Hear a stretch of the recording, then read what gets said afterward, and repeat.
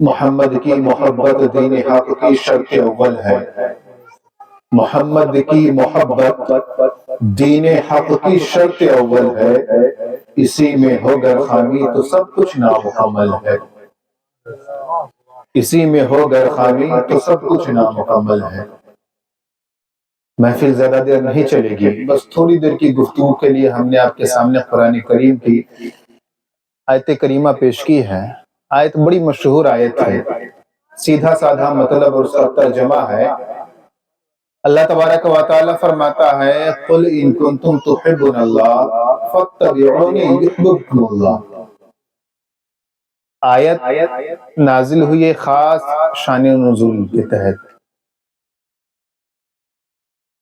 کفار قریش جو تھے، جن کے سامنے نبی کریم صلی اللہ علیہ وسلم جب اسلام کی دعوت دیتے اور اسلام کی طرف بلاتے تو وہ کہا کرتے تھے ہم تو دین ابراہیمی کو ماننے والے ہیں، ہم اللہ کو مانتے ہیں، دین ابراہیمی کو مانتے ہیں، اب آپ کو ماننے کی کیا ضرورت ہے، آپ کی ماننے کی کیا ضرورت، ہم تو پہلے سے مان رہے ہیں، ہم تو دین ابراہیمی کے ماننے والے ہیں۔ تب جا کر کے یہ آیت نازل ہوئی تھی۔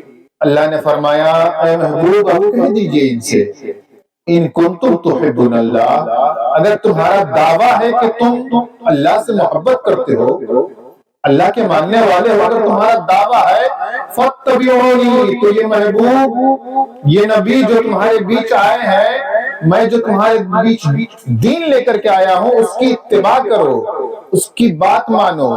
فَاتَّبِعُونِی، محبوب کہہ دیجئے کہ تم میری بات مانو، میری اتباع کرو، یحببکم اللہ، تو اللہ بھی تم کو اپنا محبوب بنا لے گا۔ اب اس زمانے کے حساب سے آپ سوچئے، جب ان لوگوں نے دعوے کیے تھے کہ ہم تو اللہ کو پہلے سے اللہ سے ہماری محبت بہت پرانی ہے، ہم تو اللہ سے محبت کرنے والے ہیں ہی، ان سے اللہ نے کہا تھا کہ اگر تم یہ کہتے ہو کہ اللہ سے تم محبت کرنے والے ہو تو یہ جو مدینے میں نبی آئے ہیں، جو مکے میں نبی آئے ہیں، ان کی اتباع کرو۔ آج کے زمانے میں بھی ہمیں دیکھنا چاہیے، ہم جو دعوے دار ہیں کہ ہم اللہ کے ماننے والے ہیں، اللہ کے بندے ہیں، ہم عبداللہ ہیں، ہم عبد الرحمن ہیں، اپنے اندر جھانکے انسان، کیا اتباع نبوی میرے اندر پائی جا رہی ہے کہ نہیں؟ میں نبی کی اتباع کر رہا ہوں کہ نہیں؟ میں نبی کی بات مان رہا ہوں کہ نہیں؟ اگر ہم دعوے کیے جا رہے ہیں کہ ہم اللہ سے محبت کرنے والے ہیں، اللہ کو ماننے والے ہیں، اور نبی کی اتباع ہمارے اندر نہیں ہے، تو ہم اپنے دعوے میں جھوٹے ہیں، قرآن کے حساب سے ہم جھوٹے ہیں۔ قرآن کہتا ہے کہ اگر تم اللہ سے محبت کرنے والے ہو تو تم اپنے دعوے میں اسی وقت سچ ہوگے جب نبی کی اتباع کر لو گے۔ اب سوچئے، نماز ہم چھوڑے، روزہ ہم چھوڑے، زکوٰۃ ہم نہ دے، حج ہم نہ کرے، اور پھر بھی ہم اپنے آپ کو عبداللہ کہتے ہیں۔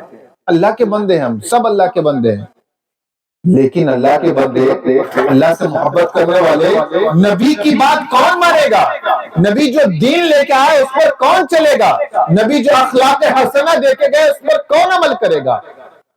اگر انسان زیادہ کوشش نہ کرے، بس نبی جو لے کے آئے اسے مان لے اور اس پر عمل کرے، تو وہ انسان بڑا اعلیٰ ہو جائے گا۔ اس کی ایک مثال میں آپ کے سامنے رکھتا ہوں، بڑی پیاری بات ہے۔ کسی زمانے میں ایک عابد صاحب تھے، نارمل عبادتیں کرنا ان کا کام تھا، رزق حلال کھانا ان کا کام تھا، 5 وقت کی نماز ادا کرتے اور رزق حلال کی تلاش میں رہتے، ہمیشہ کبھی ادھر ادھر کی بات میں نہیں پڑتے۔ ان کو خواب آیا، ایک رات انہیں جب خواب آیا تو انہوں نے خواب میں فرشتے کو دیکھا۔ ایک فرشتہ تھا جو کہ ایک رجسٹر لیے ہوا تھا۔ اس آدمی نے پوچھا کہ فرشتہ یہ تمہارے ہاتھ میں کیا ہے؟ فرشتے نے کہا کہ میرے ہاتھ میں رجسٹر ہے۔ کہا کس بات کا رجسٹر، کس چیز کا رجسٹر ہے؟ تو فرشتے نے کہا اس میں ان لوگوں کا نام ہے اس رجسٹر میں جو اللہ سے محبت کرتے ہیں۔ سبحان اللہ، اس رجسٹر میں ان لوگوں کا نام ہے جو اللہ سے محبت کرتے ہیں۔ تو اس آدمی نے کہا ذرا رجسٹر پلٹ کے تو دیکھو میرا نام ہے کہ نہیں اس میں۔ اللہ اکبر، जरा रजिस्टर पलट के देखो मेरा नाम है कि नहीं उसमें।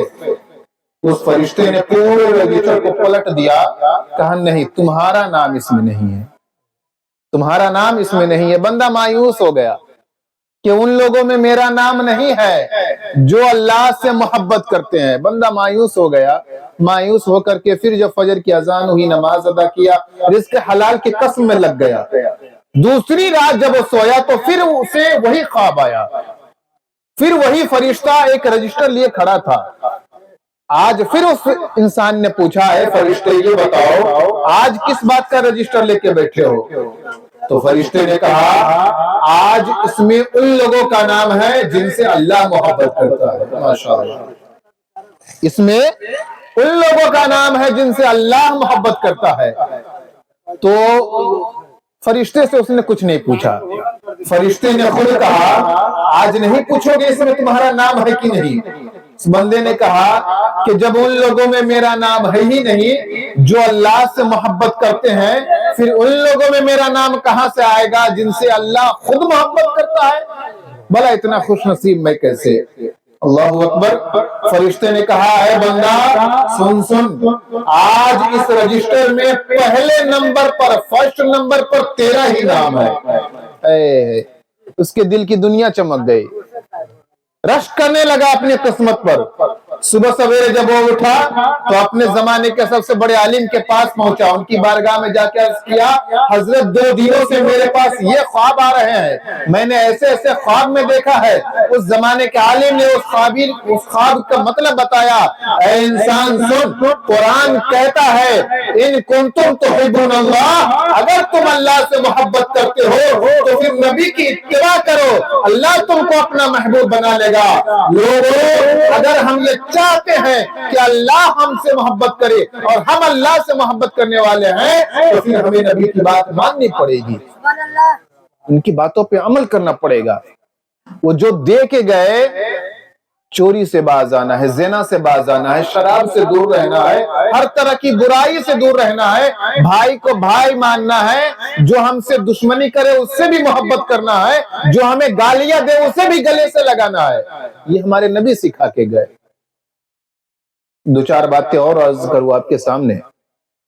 अगर कोई इंसान ऐसा है जो अपने नबी की लाई हुई दीन पर अमल कर रहा है, तो अगरचे वो अपने जमाने का छोटा आदमी क्यों ना हो, अगरचे वो खेत में हल चलाने वाला क्यों ना हो, अगर उसके अंदर इत्तिबाए नबवी है तो वो उस आलिम से बढ़िया है जो मसनद हदीस पर बैठकर दर्स तो दे रहा है लेकिन उसके अंदर इत्तिबाए नबवी नहीं है।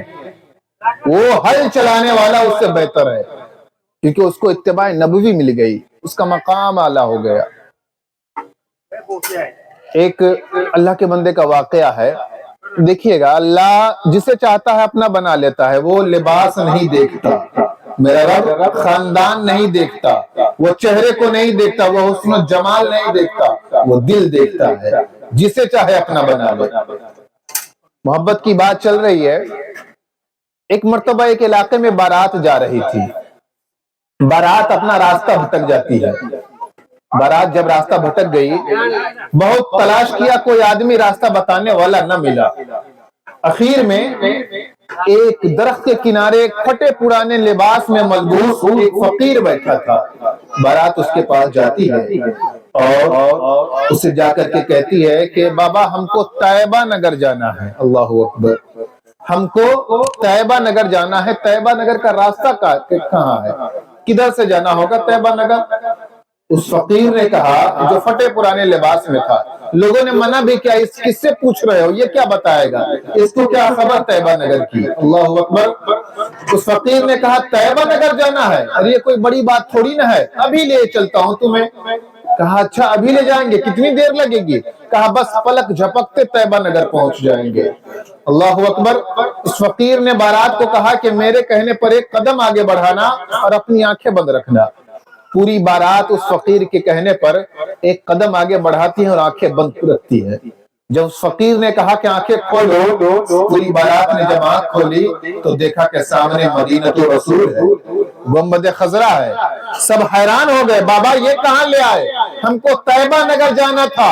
اس اللہ کے بندے نے کہا ہم تو بس ایک ہی طیبہ نگر کو جانتے ہیں جو کہ مدینہ ہے، جس طیبہ نگر کو ہم جانتے ہیں وہاں تمہیں لے آئے ہیں۔ تو کبھی کسی کے لباس کو دیکھ کر کے اسے چھوٹا نہ سمجھا جائے۔ بہت ایسے لوگ ہیں کہ جن کے لباس تو آپ کو اچھے نہیں لگیں گے، پسند نہیں پڑیں گے، لیکن ان کے دلوں میں اللہ کا گھر ہوتا ہے، اللہ ان کے دلوں میں جلوہ فرما ہوتا ہے، اللہ کا نور ان کے دلوں میں ہوتا ہے۔ ایسے بندے کے اندر ایک عجیب کشش ملے گی آپ کو، چہرہ اگرچہ کالا ہو اس کا، لیکن جب آپ اس سے بات کریں گے نا تو وہ من موہ لے گا آپ کا۔ ایسے لوگوں کی تلاش میں رہیں، اگر مل جائے تو انہیں نہ چھوڑے، کچھ نہ کچھ حاصل کر کے رہیں ان سے۔ آخری بات، جب عشق کی بات آ گئی ہے تو آخری بات میں اپنی عرض کر کے اپنی گفتگو ختم کروں۔ عشق رسول، عشق نبی کی بات آئے اور حضرت عبد الرحمن جامی کا ذکر نہ ہو تو بات ادھوری رہ جاتی ہے۔ اللہ اکبر۔ عبد الرحمن جامی رحمت اللہ تعالی علیہ، ان کی ایک عادت تھی کہ وہ کبھی بھی حضور کو نعت سنائے بنا سوتے نہیں تھے۔ جب بھی سوتے، سونے سے پہلے آقا کے لیے دو چار اشعار لکھتے، اس کے بعد سوتے تھے۔ اللہ اکبر۔ ایک مرتبہ انہوں نے کچھ اشعار لکھے اور آپ کی عادت یہ تھی کہ آپ اکثر مدینہ جایا کرتے تھے اور مدینہ جا کر کے روضہ رسول پر اشعار پڑھا کرتے تھے، اور ان کے اشعار کو نبی خود سماعت فرماتے تھے، ہمارے آقا سماعت فرماتے تھے اور داد و تحسین سے نوازتے تھے۔ ایک مرتبہ آپ نے ایک کلام لکھا اور سوچا کہ جا کر کے اپنے محبوب کو ان کی چوکھٹ پہ کھڑے ہو کر کے سناؤں گا۔ اللہ اکبر۔ جب حضرت عبد الرحمن اپنے گھر سے نکلے، اتنے میں مدینہ کے والی کے خواب میں آقا کی تشریف آوری ہوتی ہے۔ ہمارے آقا تشریف لاتے ہیں مدینہ کے حاکم کے خواب میں اور کہتے ہیں سنو، فلاں علاقے سے، فلانے راستے سے عبد الرحمن نام کا ایک آدمی آ رہا ہے، اس کو مدینہ میں نہ آنے دینا۔ اللہ اکبر۔ ایک عاشق آ رہا ہے اور معشوق کہہ رہا ہے کہ مدینہ میں اس کو نہ آنے دینا۔ حاکم نے سوچا کہ کوئی آدمی ہوگا جس کی انٹری مدینہ میں ممنوع ہے، اس کو نہ آنے دیا جائے، تو اس علاقے کے اس راستے پر حاکم نے سپاہی لگا دیے کہ ہر آدمی سے نام پوچھنا، نام پوچھنے کے بعد جو اپنا نام عبد الرحمن بتائے اس کو مدینہ میں نہ آنے دینا۔ سپاہی جاتے ہیں، راستے پر کھڑے ہو جاتے ہیں، جیسے ہی حضرت عبد الرحمن آتے ہیں ان سے پوچھا آپ کا نام کیا ہے؟ کہا عبد الرحمن۔ کہا کس علاقے سے؟ کہا فلاں علاقے سے۔ کہا آپ کو مدینہ میں جانے کی اجازت نہیں ہے۔ اب سوچئے، ایک عاشق پیدل گھر سے نکل کے آیا ہے اپنے محبوب کے چوکھٹ پہ نعت سنانے کے لیے، اور اس عاشق کو مدینہ میں حاضری نہیں مل رہی۔ بیچارے غمگین ہو گئے، پریشان ہو گئے، مجھ کو مدینہ میں کیوں نہیں آنے دیا جا رہا؟ آپ لوٹ گئے، لیکن ارادہ تھا کہ سنا کے رہیں گے اپنے آقا کو۔ آپ اپنا بھیس بدل لیتے ہیں، ایک قافلے والے کے پاس گئے۔ قافلہ والے جب جا رہے تھے تو ان سے کہا اے قافلے والو، تم مجھے مدینہ لے چلو، بدلے میں جتنا پیسہ مانگو گے دوں گا۔ قافلے والوں نے کہا ٹھیک ہے۔ قافلے والوں نے کہا کہ آپ ایسے جائیں گے تو سب پہچان لیں گے، ایسا کریے آپ ہمارے صندوق میں بند ہو جائیے، صندوق میں بند ہو جائیے، ہم آپ کو صندوق میں بند کر کے مدینہ لے جائیں گے۔ عشق میں وہ عاشق صندوق کے اندر بند ہو گئے، حضرت عبد الرحمن صندوق کے اندر بند ہو گئے۔ جب جانے لگے تو پھر سے ان کو سپاہیوں نے پکڑ لیا۔ عبد الرحمن آپ کو ہم نے منع کیا ہے، آپ داخل نہ ہو مدینہ میں۔ پھر سے ان کو روک دیا گیا، صندوق میں بند ہو کر کے عاشق معشوق کے پاس جا رہا ہے، لیکن بند کر دیا گیا۔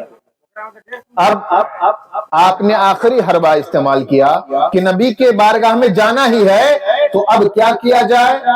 ایک چرواہا تھا جو بھیڑ بکری چرا رہا تھا، آپ نے ایک بھیڑ کی کھال اپنے اوپر لپیٹ لیا اور بھیڑ کی طرح رینگتے ہوئے مدینہ جانے لگے۔ پھر سپاہیوں نے پکڑ لیا کہ پھر سے عبد الرحمن بھیڑ کے ساتھ آ رہے ہیں، سپاہیوں نے پکڑ لیا۔ اتنا دیکھنا تھا کہ حاکم نے آپ کو جیل میں ڈال دیا، مدینہ کا جو حاکم تھا اس نے جیل میں ڈال دیا۔ رات ہوتی ہے، حاکم کے خواب میں پھر سے آقا کی تشریف آوری ہوتی ہے، ہمارے نبی تشریف لاتے ہیں۔ کہا اے حاکم، اے امیر مدینہ، تم نے میرے غلام کو عبد الرحمن کو جیل میں کیوں ڈال دیا؟ अल्लाहु अकबर। उस हाकिम ने कहा, मेरे आका, आपने मना फरमाया था अब्दुर्रहमान को मैं मदीना में न आने दूं, इसलिए वो तरह तरह के जतन कर रहे थे, तो मैंने उनको जेल में बंद कर दिया ताकि वो मदीना में न आए। अल्लाहु अकबर। आका, आपके कहने की वजह से मैंने उनको मदीना में न आने दिया। आखिर क्या किया है अब्दुर्रहमान ने, उन्हें क्यों नहीं मदीना में आने दिया जा रहा है? मेरे आका ने फरमाया, ए हाकिम सुनो, वो जो अब्दुर्रहमान है उसने एक कलाम लिखा है, एक नात लिखी है, जो आकर के अगर वो मेरे मजार पर पढ़ देगा तो मजबूरन मुझे अपने मजार से निकल कर उसे गले लगाना पड़ेगा। ऐसा कलाम उसने लिखा है। अल्लाहु अकबर। ऐसे आशिक रसूल गुजरे हैं।